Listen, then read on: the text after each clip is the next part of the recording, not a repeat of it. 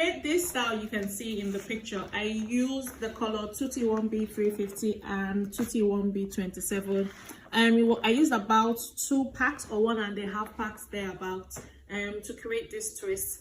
And when the stylist did it, she used the EBIN New York braid formula. And guys, get on EBIN New York products. They are really good, and they are perfect for Afro texture hair. This is their braid formula, and this is the medium hold, but it also does come in the super hold. The medium hold was really good, and like the hairs, the braid stayed in for really long. Even after I took it out, the hair was still well conditioned, because what it does is that it keeps your braid in, and it also conditions your natural hair.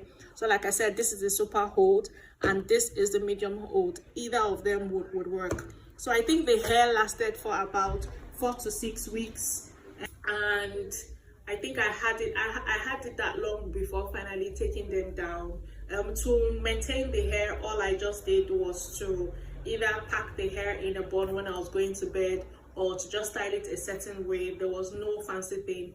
But this kinky twist, the Springy Afro Twist, are really good. And like I said, they really mimic Afro textured hair, so they would work for if you're looking to create kinky twist, or if you're looking to just do like a Afro style crochet braid thing. Yeah. Take it down.